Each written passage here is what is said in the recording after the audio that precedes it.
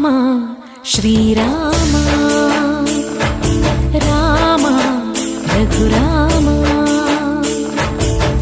నీవు మా తోడుంటే చాలయ్యా స్వర్గమే కిందకి రాదా రామయ్యా ఊరంతా బాగుండాలి నిన్నే నిన్నే కొలిచేమయ్యా రామ శ్రీరామ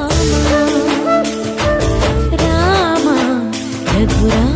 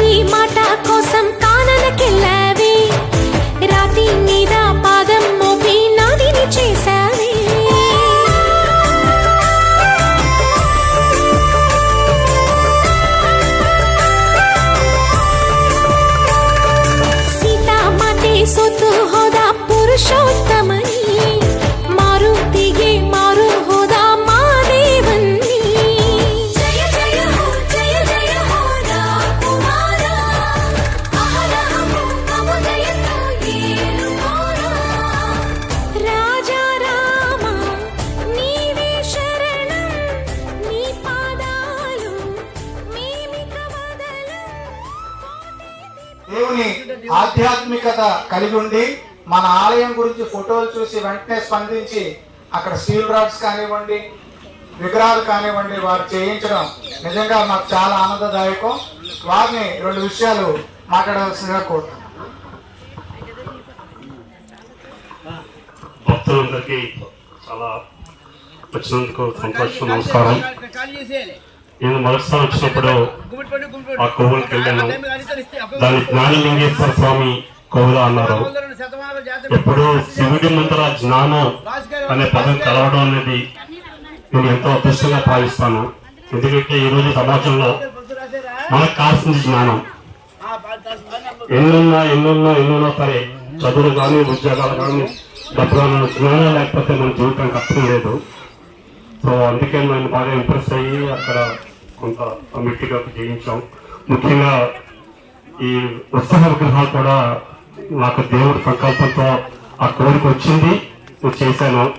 అది నేను ఎంతో అదృష్టంగా భావిస్తున్నాను. ముఖ్యంగా అక్కడికి వచ్చిన భక్తులందరూ అందరికీ తెలియజెప్పి ముందు గౌల ఇంకా పెద్దగా అభివృద్ధి చెందాలని మనమంతా పార్టిసిపేట్ చేసి మనం మంచి గుడ్ విషెస్తో ఉంటే కోవిల్ ఇంకా ముందు పైకి అవుతుందని ఆశిస్తున్నాను. మరొకసారి ఇక్కడ మీరందరూ దగ్గరగా ఉంటారు, మీకెంతో తెలిసిన వాళ్ళు ఉంటారు, అందరికీ తెలియజెప్పండి. ఈ కోవిల్ మహత్యం తెలియజెప్పండి. అందరూ వచ్చి ఈ కార్యక్రమాన్ని కల్పించండి. చాలా సంతోషంగా భావిస్తున్నాను. ఇక్కడ ముఖ్యంగా పద్మనాభం గారితో నాకు చాలా అయినా సంబంధం ఉంది. ఆయన భార్య ఎంతో కష్టపడి ఎంతో టైం స్పెండ్ చేసి అని చేయిస్తున్నారు. ఆయనకి ఆయన భార్యకి నిజంగా నాకు నమస్కారం తెలియజేస్తున్నాను. అంతకన్నా ముఖ్యంగా అక్కడ మన వారు పంతులు గారు ఆయన తమ్ముడు నేను క్లాస్మేట్లు. సో ఆయనతో మాకు 40 years అనుబంధం ఉంది. మొత్తం ఇక్కడ అంతా ఒక పవిత్రమైన భావం ఉంది. అందరూ వచ్చి ఇక్కడ ఈ కార్యక్రమాలు చూడండి, ఈ అభివృద్ధి కూడా తోడ్పడండి. జై శ్రీరామ్.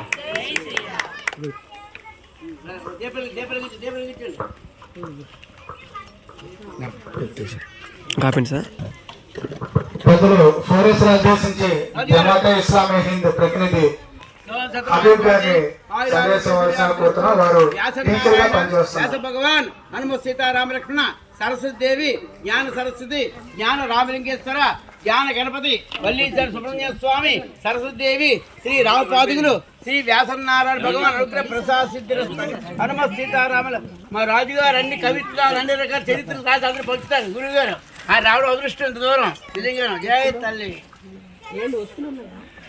మనోవాంఛా ప్రసిద్ధిరస్తు పరమేశ్వరి కటాక్ష సిద్ధిరస్తు మనోవాంఛా ప్రసిద్ధిరస్తు.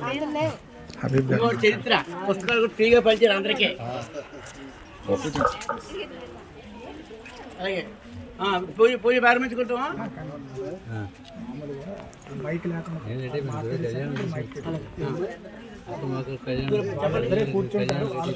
తప్పకుండా తప్పకుండా ఇదిగోండి మన సేవకులు వాళ్ళకి ఏం కావాలని చెప్తే తప్పకుండా అమ్మా మనమే బీవేసి అమ్మా పక్కన వెళ్ళమ్మా.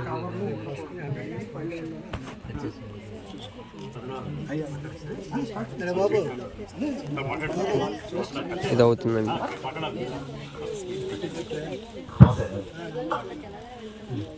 అనంత కరుణామయుడు అపార కృపాశీలుడు అయినటువంటి సర్వలోక సృష్టికర్త పేరుతో ప్రారంభిస్తున్నాను. ఇక్కడ విచ్చేసినటువంటి పంతులు గారికి, పద్మనాభం గారికి మరియు స్టేజ్ మీద ఉన్నటువంటి పెద్దలందరికీ కూడా మరియు కార్యక్రమానికి చేసినటువంటి సోదరులు సోదరులందరికీ కూడా శ్రీరామనవమి శుభాకాంక్షలు. నేను చాలా భావోద్వేగంకి గురవుతున్నాను. పద్మనాభం గారు నాకు ఇంతటి మంచి అవకాశాన్ని, ఇంతటి మంచి కార్యక్రమంలో పాల్గొనే అవకాశాన్ని కల్పించినందుకు పద్మనాభం గారికి నేను కృతజ్ఞతలు తెలియజేసుకుంటున్నాను. చాలా మంచి కార్యక్రమం. నేను ఇంతకు ముందు కూడా చిన్నప్పుడు కార్యక్రమాల్లో వెళ్ళాను, కానీ డైరెక్ట్ గా లైవ్ శ్రీరాముడి యొక్క వివాహంలో పాల్గొనడం ఈరోజు లైవ్ నేను భావిస్తున్నాను. అది నా అదృష్టంగా కూడా నేను భావిస్తున్నాను. అయితే భారతదేశం యొక్క చరిత్ర గురించి, భారతదేశం యొక్క సంస్కృతి సాంప్రదాయాల గురించి మనం మాట్లాడుకుంటే ప్రపంచ దేశాల్లో అన్ని దేశాల ఒకవైపు, భారతదేశం ఒకవైపు. భారతదేశం యొక్క సంస్కృతి సాంప్రదాయాలు, దాని యొక్క విశిష్టత ప్రపంచంలో అన్ని దేశాల కన్నా ఎక్కువగా ఉంది. ఎందుకంటే ఇక్కడ విభిన్న జాతులు, విభిన్న మతాలు, విభిన్న కులాలు వారందరూ కూడా కలిసిమెలిసి జీవితం గడుపుతున్నారు. మన దేశం యొక్క ఔన్నత్యాన్ని ప్రపంచ దేశాలకు చాటి చెప్తున్నారు. అయితే ఈ రోజు భారతదేశానికి, నిజంగా భారతదేశం అంతటికీ పండుగ. ఎందుకంటే యుగ పురుషుడు, సత్పురుషుడు, లేదా ప్రపంచానికి నైతిక విలువలకి, మాటకి కట్టుబడి ఉండడం, మాట కోసం ఎంత దూరానికైనా వెళ్ళిపోతానని చెప్పేసి ప్రపంచానికి ఒక సందేశం ఇచ్చినటువంటి, తండ్రి మాటని జవదాటని కుమారుడు ప్రపంచానికి సందేశం ఇచ్చినటువంటి శ్రీరాములు చంద్ర యొక్క వివాహ కార్యక్రమం ఈరోజు మీ అందరికి కూడా, ఈరోజు దేశం అంతటికి కూడా పండుగగా నేను భావిస్తాను. ఎందుకంటే శ్రీరాములు వారి యొక్క సందేశం యావత్ ప్రపంచానికి, అది కేవలం హైందవులకే కాదు, మొత్తం ప్రపంచంలో ఉన్నటువంటి అన్ని మతాల వారికి కూడా ఆయన ఒక ఆదర్శ పురుషుడుగా నేను భావిస్తాను. ఎందుకంటే ఆయన ఆదర్శాలు మనకు ప్రతి ఒక్కరికి కూడా, అది instead of caste and creed, అందరికి కూడా అవి మనకు ఆదర్శనీయమే. ఎందుకంటే తండ్రి యొక్క మాటని జవదాటకుండా ఆయన ఏం చేశారంటే అరణ్యాలకు వెళ్ళిపోయారు 14 సంవత్సరాలు. మాట విలువ ఇచ్చే మనిషి రాముడు అని చెప్పేసి మనం భావించవచ్చు. అయితే ఇక్కడ ఈ 14 సంవత్సరాల వనవాసంలో శ్రీరాములు వారు అనేక కష్టాలు పడ్డారు సీతమ్మ వారితో, తర్వాత ఆయన యొక్క తమ్ముడు లక్ష్మణుల వారితో. అయితే ఇవన్నీ కూడా మన కోసం ఒక గుణపాఠం లాంటివి. మన మానవుల కోసం ఆయన జీవితం ఒక ఆదర్శం. ఆ ఆదర్శవంతమైన జీవితాన్ని మనం అందరం కూడా పుణికిపుచ్చుకోవాలి. ఆ ఆదర్శవంతమైన జీవితాన్ని మన జీవితాల్లో ఇంప్లిమెంట్ చేయాలి. ఆ ఆదర్శవంతమైనటువంటి మోరల్ వాల్యూస్ ని, ఆ సత్యసంధతను మనం మన జీవితాల్లో తెచ్చుకోవాలి. కాబట్టి మీ అందరికి కూడా మరొకసారి శ్రీరామ నవమి యొక్క శుభాకాంక్షలు తెలియజేస్తున్నాను. ఇటువంటి కార్యక్రమాలు మున్ముందు మంచిగా జరగాలని. ఈ ఏరియా నేను 1994లో వచ్చాను, 1994. అదే విషయం చెప్పాను పద్మనాభం గారికి. ఇక్కడ నేను ఫోటోలు దిగున్నాను 94లో పైకెక్కి. అయితే మళ్ళా ఇన్ని సంవత్సరాల తర్వాత, 30 సంవత్సరాల తర్వాత మళ్ళా నేను ఇక్కడికి రావడం, అది నేను నా అదృష్టంగా భావిస్తున్నాను.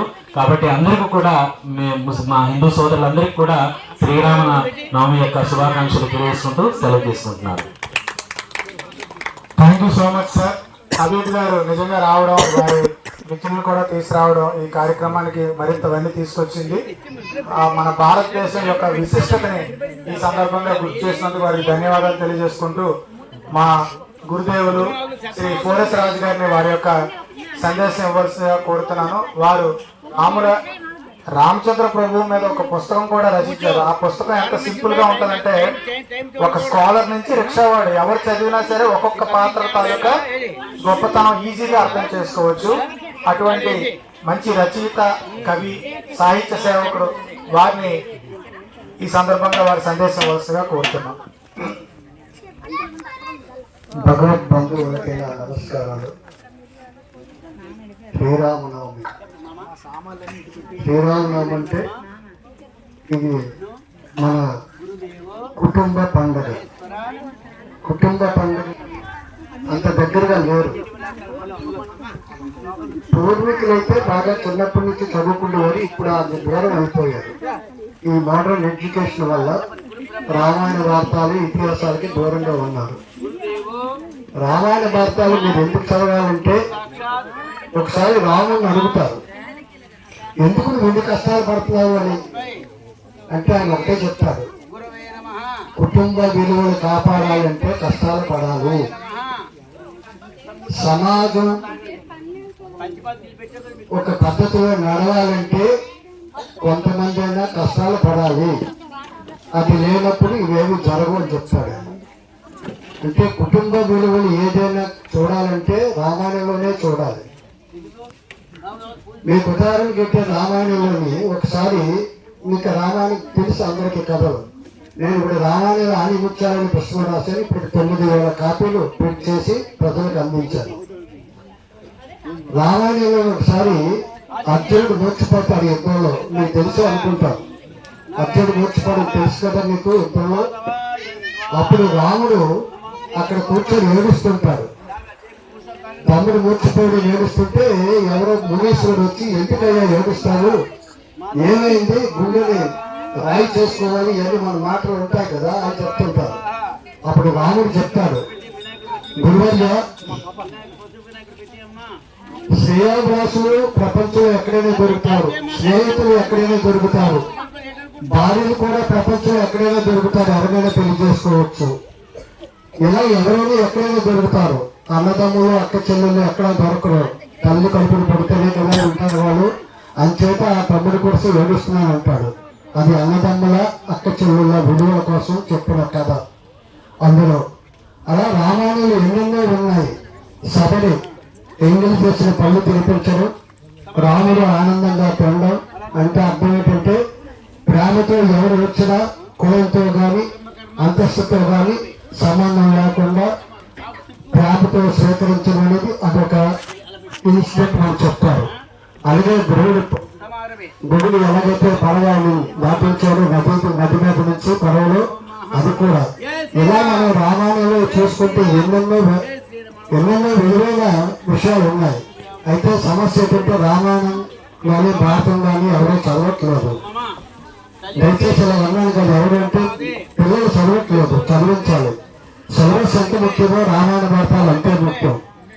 రామాయణ భారతాలు చదివితే వాళ్ళకి జీవితం అంతా అర్థమైపోతుంది. జీవితం అర్థం అవ్వాలంటే రామాయణ భారతాలు చదవాలి. ఒకసారి భారతంలో ఒక ఇన్సిడెంట్ నాకు చాలా నచ్చింది, చెప్తాను. భీష్ముడు అంపశయ్య మీద ఉన్నప్పుడు కృష్ణుడు అర్జునుడు చూడడానికి వెళ్తారు. ఇంకా భీష్ముడు అతి కొద్ది క్షణాల్లో లేకపోతే కొద్ది సమయంలో మరణిస్తారని తెలిసి, అప్పుడు భీష్ముడు అర్జునుడు తెలిసి, అర్జున దాహంగా ఉంది, కొద్ది మంచినీళ్ళు దాహంగా ఉంది, నీరు ఇస్తామని అడుగుతాడు. అప్పుడు అర్జునుడు ఎగతాళిగా, 6 నెలలు ముళ్ళ కంపం మీద ఉన్నావు, అప్పశయ మీద ఉన్నావు కదా, అలాంటి దాహాన్ని అరికట్టుకోలేదా తాత ఎగతాళి చేస్తాడు.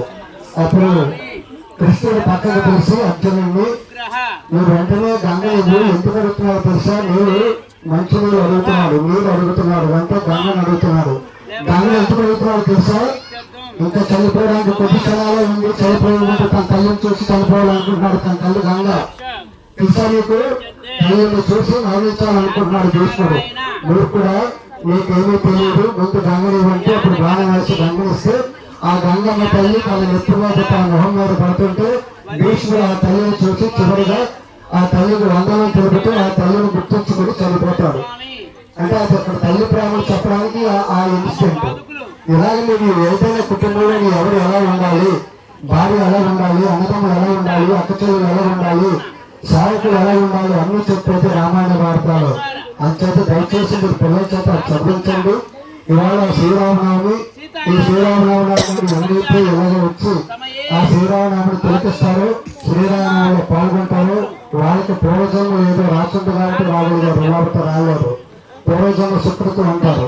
పూర్వజన్మ సుకృతి ఉంది కాబట్టి ఇవాళ మనకు రాగలిగాం. ఎన్ని పనులు ఉన్నా సరే కొన్ని మీరు పక్కకు పెట్టి ఇక్కడికి వచ్చారంటే చాలా ఆనందంగా ఉంది. మరి 14 ఇది నాకు తెలిసి 15 ఏళ్ల క్రితం 10 ఏళ్ల క్రితం నుంచి ఇది డెవలప్ చేస్తున్నారు. 15 ఏళ్ల క్రితం చేస్తే ఇది ఒక అడవిలా ఉండేది. ఎంత గౌరవాన్ని అడవి ఉంటే ఏమి మనుషులు కూడా సంచారం చేయలేని పరిస్థితులు ఉండేది. దాన్ని ఇవాళ ఎంతో బాగా చేసి ఇక్కడ దేవాలయాలు అన్ని నిర్మించి దేవస్థానం సహాయం తీసుకొని, ప్రజల సహాయం తీసుకొని, భక్తుల సహాయం తీసుకొని ఈ రోజు పద్మనాభం ఇంతవరకు తీసుకొచ్చారు. పద్మనాభం పూర్వజన్మ సుప్రీం ఏదో ఉంది, పూర్వజన్మలో ఏదో ఉంది కాబట్టి ఈ కార్యక్రమం చేయగలిగారు. ఇవాళ ఇక్కడ వచ్చి మేము లాస్ట్ 70 మంది వచ్చి ఇక్కడ పిక్నిక్ చేస్తున్నాం. కార్తీక మాసంలో పిక్నిక్ చేస్తున్నాం. ఎంతో ఆహ్లాదకరంగా ఉంది. ఇక్కడ పిక్నిక్ కానీ లేకపోతే ఇంకా ఫంక్షన్ కానీ చేసుకోవచ్చు. అన్ని దేవుళ్ళు ఉన్నారు, దేవాలయాలు కూడా ఇక్కడ ఉన్నాయి. ఆ దేవుళ్ళు కూడా మనం దర్శనం చేసుకోవచ్చు.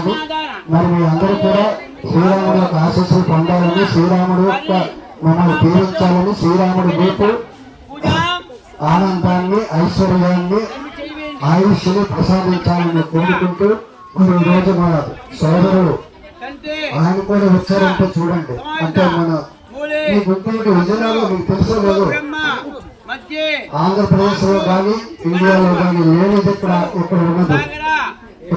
మీకు తెలుసో లేదు, రంజాన్ పండుగ హిందువులు ముస్లింలు కలిసి చేసుకుంటారు. మీకు ఎవరికో తెలుసో లేదు, హిందువులు ముస్లిం పేద పండుగ హిందువులు ముస్లింలు కలిసి చేసుకుంటారు. అమ్మవారి పండుగ హిందువులు ముస్లింలు కలిసి చేసుకుంటారు. ఇది భారతదేశంలో ఎక్కడా లేదు. అంటే ఈ విజయాల్లో ఆ గొప్పతనం ఉంది. ఈ విజయాల్లో గొప్పతనం ఉండడానికి కారణం ఏంటంటే ఇక్కడ మహారాజులు పరిపాలించారు, వారు గొప్పవారు అంటారు. నేను దాన్ని ఒప్పుకోను. ఇక్కడ మహారాజులు పరిపాలించిన వారికన్నా గొప్పవారికి ఉండే ప్రజలు గొప్పవారు. ప్రజలు విశాల హృదయంతో, మంచి మనసుతో మేము అందరూ అన్నదమ్ములు అక్క చెల్లెళ్ళని చెప్పారు కాబట్టి ఇక్కడ ఈ రోజు ఆనందంగా ఉన్నారు. ఇది మహారాజుల గొప్పతనం కాదు, ప్రజల గొప్పతనం అని నేను ఎన్నో సభల్లో చెప్పాను. ఈ ప్రజలందరూ మనం ఎంతో గొప్పవాళ్ళు. ఎంత గొప్పవాళ్ళు అంటే శ్రీరాముడు హనుమంతుడు ఎంత నమ్మకమైన వాడు, మనం అంత నమ్మకమైన మనుషులు ఇక్కడ ఉన్నారు. అంచేతే ఈ విజయానికి ఇంత కీర్తి వచ్చింది. ఇక్కడ ఘంటసాల వచ్చింది, సుశీలు వచ్చింది, రాజభట్లు వచ్చింది, అలాగే ఎంతో మంది గొప్పవాళ్ళు వచ్చారు. కోడి రామూర్తి వచ్చారు, అలాగే గాలి వెంకటస్వామి వారు వచ్చారు. వీళ్ళందరూ వచ్చారంటే మన ప్రజలు మంచితనాలు గొప్పవాళ్ళు అయ్యారు. వాళ్ళకి వాళ్ళు గొప్పవాళ్ళు అవ్వలేదని గుర్తించుకోండి. విజయానికి అంత చరిత్ర ఉంది. ఇక్కడ చివరిగా ఒక విషయం చెప్పి నేను ముగిస్తాను. మనం ఎందుకంటే తెలుసుకోవాలి. రేపు మే 1 టీవీజీ రాజు గారు 3 సంవత్సరాల బర్త్డే ఫంక్షన్ జరుగుతుంది విజయనగరంలో. అయితే ఆయన 3 సంవత్సరాల ఫంక్షన్ ఎందుకంటే ఇక్కడ చెప్తారంటే చెప్పాలి. ఎందుకంటే ఆయన మహానుభావుడు, దాన కర్ణుడు. తర్వాత మీకు తెలియదు ఒక విషయం చెప్తాను, ఎవరికి తెలియదు. మొత్తం ఇండియాలో ఉండే మహారాజులు వాళ్ళ ఆస్తులు అన్ని దానం చేశారు. కానీ నివసించిన కోటలు ఏ మహారాజు దానం చేయలేదు. మైసూరు మహారాజు, బరోడా మహారాజు, ఇంకో మహారాజు, ఏ మహారాజు అయినా వాళ్ళ ప్యాలెస్ ఉంచుకొని కట్టిన ఆస్తులు దానం చేశారు. కానీ భారతదేశంలో ఏకైక మహారాజు తన నివసించిన ప్యాలెస్ ని ప్రజలకి బిచ్చ కోసం దానం చేసి ఊరవతలసిన కష్టం గడిపింది ఏకైక మహారాజు టీవీజీ రాజు. తర్వాత ఇంకో విషయం చెప్తున్నాను. టీవీజీ రాజు దానం చేసిన కోట కానీ ఆ రోజు 13,400 ఎకరాల భూమిని కూడా దానం చేశాడు 58లో. అది 60 ఏళ్ళు దాటి వాడు ఎవరైనా దానం చేస్తారు. ఎందుకంటే వయసు అయిపోయింది, మన పోతాను ఇంకెందుకులే, మనకి ఆస్తులు ఎందుకు ఇవన్నీ అని. కానీ టీవీజీ రాజు గారి కోటని 13,400 ఎకరాల భూమిని తన సర్వ రాష్ట్రాన్ని దానం చేసినప్పుడు ఆయన వయసు అంతా ఎవరికి చెప్పలేదు, చెప్పలేదు. ఆయన వయసు అప్పుడు 34 సంవత్సరాలు. 34 సంవత్సరాల వయసులో యవ్వనంలో ఆస్తి ఇంకా సంపాదించాలన్న సమయంలో, ఇంకా పెరిగిపోయిన సమయంలో తన ఆస్తిని ప్రజలకు దానం చేసి ఊరవతల తూర్పాడులో ఒక 2 గదులు దర్శనోత్సవం నివసించాడంటే ఆ మహానుభావుడు దేవుడితో సమానం. ఎందుకు వాళ్ళు గుర్తు చేస్తానంటే ఆయన చరిత్ర నేను పూర్తిగా చదివేవాడిని. ఇంకో విషయం చెప్తాను ఆయన గొప్పతనం. ఆయన దగ్గర ఒక వంటవాడు ఉండేవాడు, అప్పల స్వామి. అప్పల స్వామి వంటవాడిని మనమైతే అప్పల స్వామి వంటవాడిని నా దగ్గర ఉంటే కూడా అప్పల స్వామి వంట చేసావా, అప్పల స్వామి కాఫీ ఇవ్వడా అని అడుగుతాను.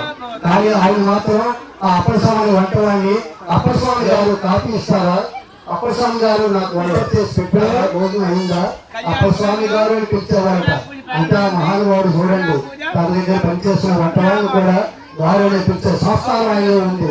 అయితే ఆ సంస్కారాన్ని మనం పోవడం కాదు, ఆ సంస్కారాన్ని మనం నేర్చుకోవాలి. ఆ సంస్కారం ఆయన యొక్క దాని బుద్ధి మనం నేర్చుకోవాలి. నేర్చుకుంటే ఆయనకి నిజమైన నివ్వాలి. ఆయన కూడా శ్రీరాముడు లాంటి వాడు కాబట్టి ఈ రోజు ఆయన నేను ఎక్కడికి వెళ్ళినా ఆయన తలుచుకోకుండా ఉండను. ఎందుకంటే ఆయన కాలేజీలో చదువుకున్నాను. నేను ఈ రోజు లాయర్గా చాలా పెద్దవాడిని అయ్యాను. ఆ మహానుభావుడు కాలేజీలో చదువుకున్నాను కాబట్టి ఆయనకి తల ఉంచి నమస్కరించు మరొకసారి శ్రీరాముడు కూడా నమస్కరిస్తూ శ్రీరాముడిని అందరిని ఆశీర్వదించాలని కోరుకుంటూ సెలవు తీసుకుంటున్నాను. జై శ్రీరామ్. ధన్యవాదాలు సార్. ఇంతవరకు మన అతిథుల యొక్క సందేశాలు విన్నారు. ఇప్పుడు విశిష్ట సేవకులు రిటైర్డ్ HMEO గారు ఇక్కడ ప్రతి సంవత్సరం బాబామెట్టలో నిత్యం ఎంతో మంది వేల మందికి ఉచిత హోమియో వైద్య సేవలు అందిస్తున్నారు. అచ్యుతరావు మేషారు వారిని వేదిక మీదకి రావాల్సిందిగా ఆహ్వానిస్తున్నాను. వారిని మన సభను ఉద్దేశించి 2 మంచి వాక్యాలు చెప్పని కోరుతున్నాం. అలాగే వారు ఒక ఉచిత స్కూల్ని కూడా రన్ చేస్తున్నారు. వారి సేవకులకు గాను ఒకసారి అందరూ గట్టిగా చప్పట్లు కొట్టి ఇంకా వారు మరిన్ని సేవలు అందించే అవకాశం భగవంతుడి వారికి ఇవ్వాలని కోరుతున్నాం. మేషారు మాట్లాడిన తర్వాత పూజా కార్యక్రమం కొనసాగుతుంది.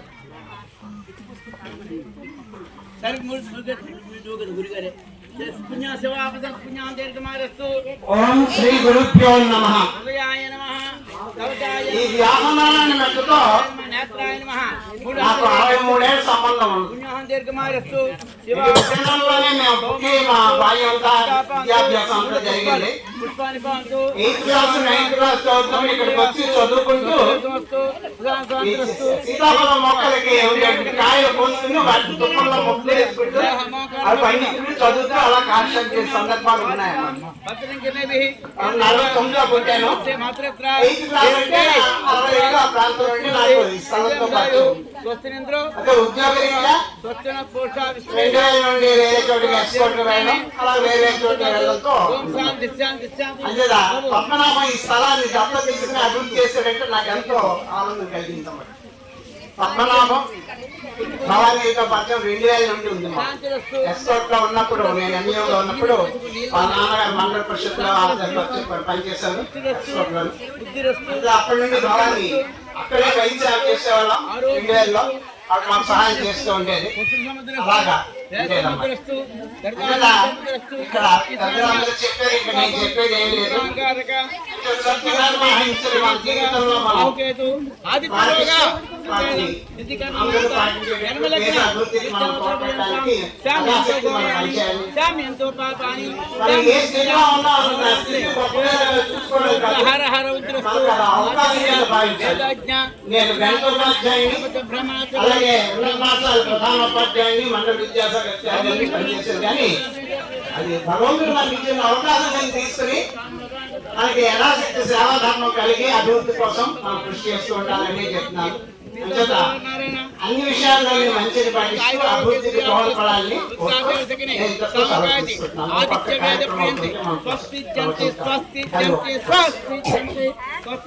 ధన్యవాదాలు సార్.